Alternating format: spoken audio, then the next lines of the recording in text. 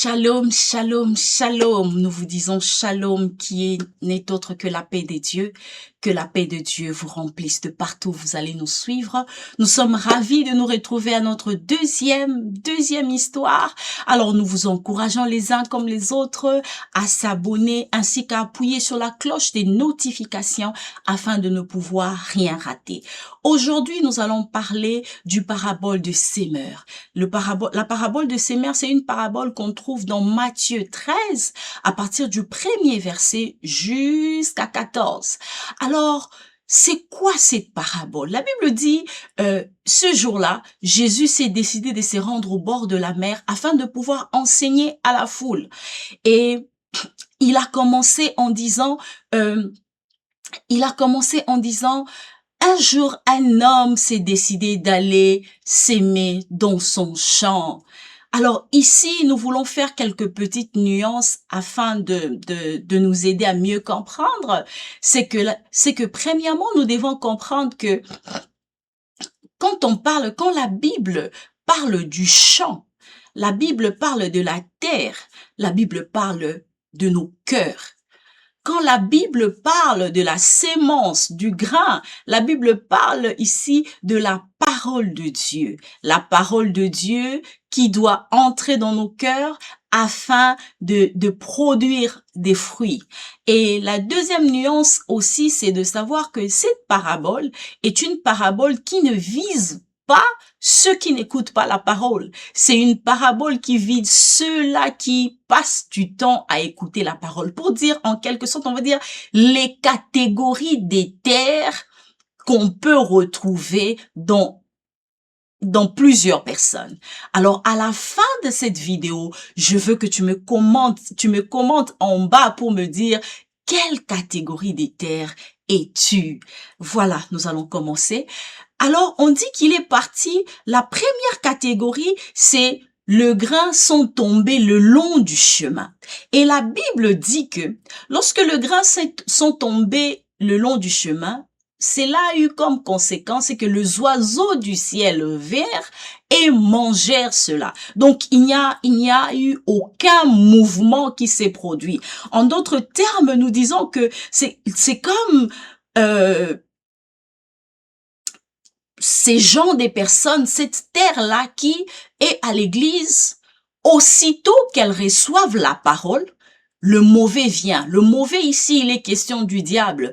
Il vient et il il arrache cette sémence-là afin qu'elle ne puisse pas germer.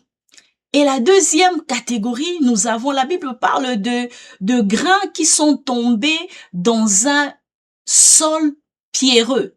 Pour dire qu'il y avait un peu de terre, le sol était recouvert des pierres, mais qu'il y avait un peu de terre. Aussitôt, la plante a germé. Aussitôt, il y a eu une plante qui est sortie.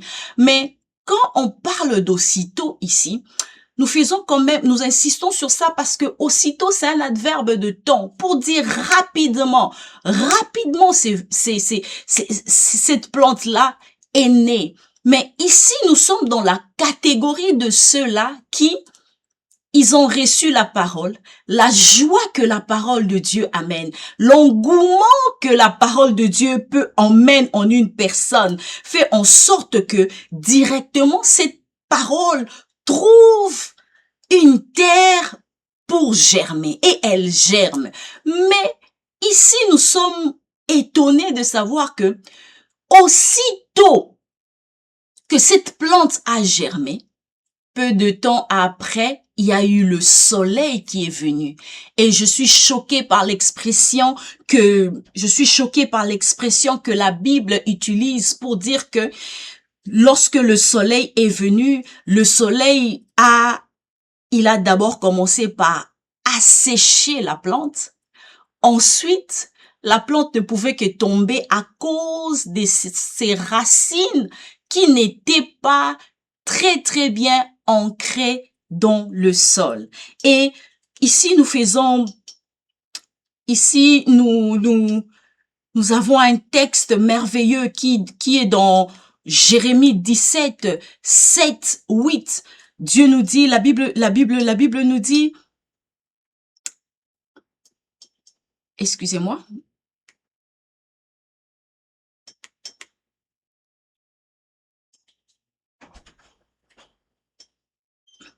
Ici, nous sommes dans Jérémie 17, 7 à 8.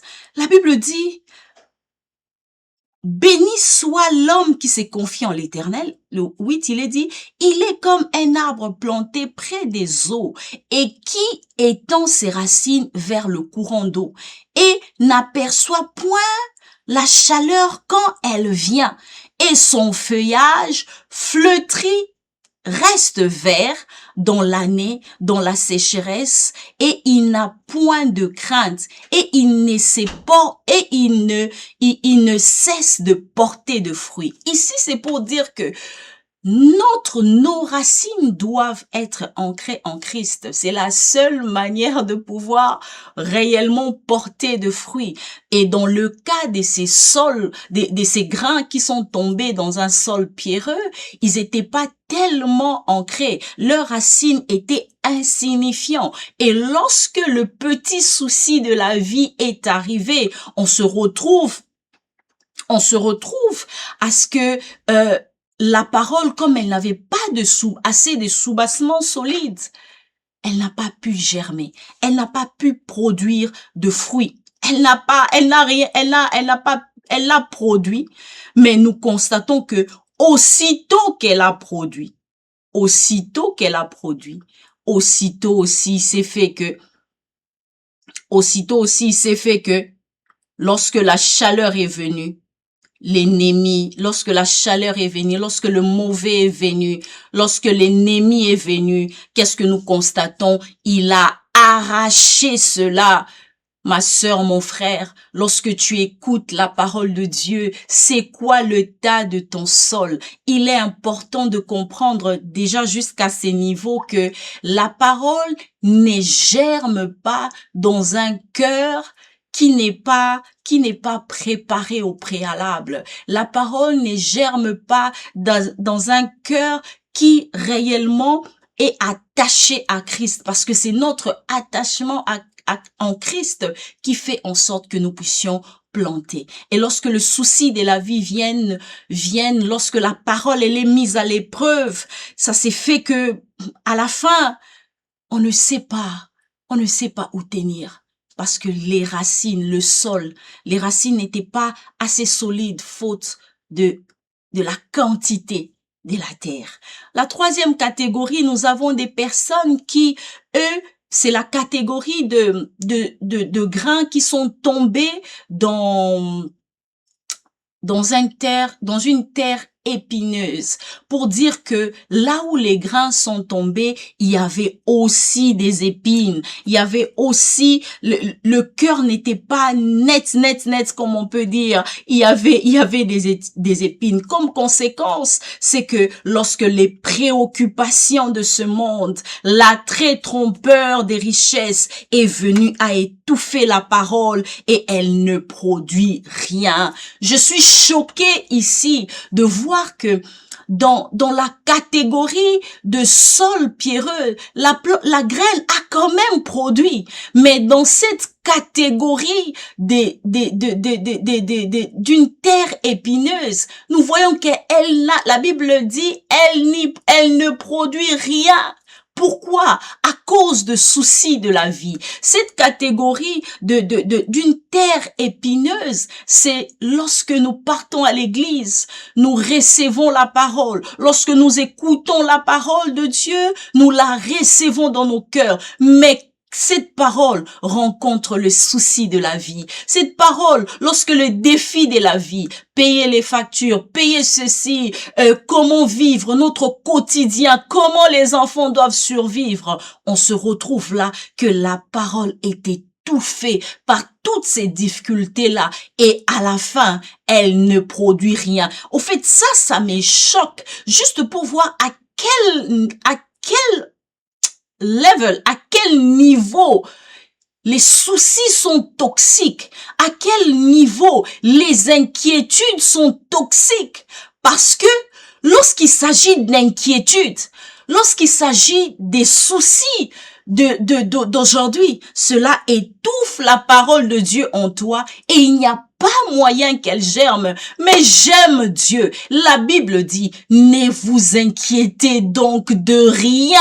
Le Seigneur savait que les inquiétudes sont un frein énorme à la bénédiction. Les inquiétudes sont un frein énorme à la croissance, à porter de fruits. Alors mon frère, ma sœur, toi qui me suis en ce moment, qu'est-ce qui dérange ton cœur? Ton cœur qui est une terre. Est-ce que la parole de Dieu peut venir résider dans ton cœur et produire alors qu'il y a le souci, alors qu'il y a les fatigues émotionnelles, alors qu'il y a les stress? J'aimerais encourager quelqu'un aujourd'hui à comprendre que la vie vaut mieux que le stress. La vie vaut mieux que tout ce qu'on peut manquer. La vie vaut mieux que tout ce qu'on peut s'imaginer. Alors si tu as le don gratuit de la vie aujourd'hui, peu importe ce que tu manques, ne regarde pas ce que tu manques, regarde à ce que la parole de Dieu dit. Et la parole de Dieu dit que nous ne puissions nous inquiéter de rien. Au moment convenable, notre Père, alléluia, au moment convenable, il nous donnera tout ce dont nous avons besoin. Et la quatrième catégorie, pour finir, c'est la catégorie de la bonne terre, là où la sémence est tombée sur une bonne terre. Si je peux, je me permets de reculer un peu, c'est que dans la catégorie des épines, la sémence n'a pas produit. Rien du tout, même pas un petit bourgeon. Même pas. Alors mon frère, si tu étais fatigué, si tu avais perdu espoir, je viens te donner la force au travers du son de ma voix, accompagné par la puissance de l'Esprit Saint. Je t'accorde cette force de te relever. Je t'accorde cette force de te mettre debout et de croire que celui qui t'a donné le souffle de vie aujourd'hui n'en a pas encore fini avec toi, n'a pas encore dit son dernier mot et que tout ce qui relève du dernier mot dans ta vie, ça appartient à l'Éternel. La quatrième catégorie, c'est la catégorie de la bonne terre, la sémence qui est tombée sur une bonne terre. Et j'aime cette catégorie parce que ça, comme conséquence, c'est que le grain ont produit des fruits. Ils ont produit des fruits. Il y a ceux qui ont produit 100, d'autres qui ont produit 60, d'autres qui ont produit 30. Quand on parle de 100, on parle de 30, ça veut seulement dire que nous n'avons pas la même capacité de production.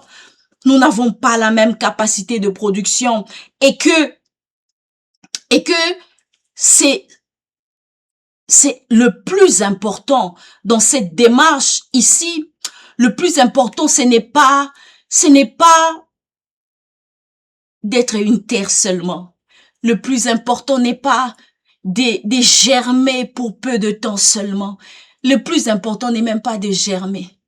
Le plus important est de porter de fruits. Le plus important, ce n'est pas de porter 100, 1000, 60, non. Chacun de nous a sa capacité de production. Il y aura ceux-là qui porteront 1000. Il y en a d'autres qui produiront 60, d'autres 30. Ce n'est pas un problème. Mais quel genre de fruits tu portes? Là est la question, là est le problème. La Bible dit, j'aime ce que la Bible dit dans Jean 15, 5. Je suis le cep, vous êtes les sarments. Celui qui demeure en moi et en qui je demeure porte beaucoup de fruits. Car sans moi, vous ne pouvez rien. Alléluia. Sans moi, vous ne pouvez rien. Sans l'Éternel, nous ne pouvons pas porter les fruits. Alors, regarde-toi. Si réellement l'Éternel est là, si réellement tu demeures, parce que il n'est pas seulement question de demeurer en lui, mais il est aussi question que lui demeure en toi, afin que tu puisses porter de fruits. Car sans lui, nous sommes incapables de porter le fruit. Mais j'aime ce que Matthieu 3 nous dit. Matthieu 3 nous dit que nous devons porter de fruits. Non pas seulement porter de fruits, mais nous devons porter de fruits dignes de notre repentance. Digne de notre repentance. Digne de notre conversion. Portons de fruits dignes. Qu'est-ce qu'il y a? Tu peux écouter la parole tout le jour, mais si dans ton cœur c'est la médisance qui sort, si dans ton cœur c'est la méchanceté, la jalousie, si dans ton cœur tu as un cœur aigri, oh, je te prie de revoir ton cœur. Je te prie de revoir ton cœur ce soir. Je te prie de revoir ton cœur si tu vas tomber sur nous le matin. Revois ton cœur. Lorsque Christ demeure en toi et que toi aussi tu demeures en lui, tu portes de fruits, mais pas de n'importe quel fruit, des fruits qui sont dignes de la repentance, de fruits qui sont dignes de la conversion, les fruits qui sont dignes de cette parole de Dieu qui est en toi. Alors j'aimerais t'encourager à la fin de ceci de comprendre que Dieu a besoin de toi.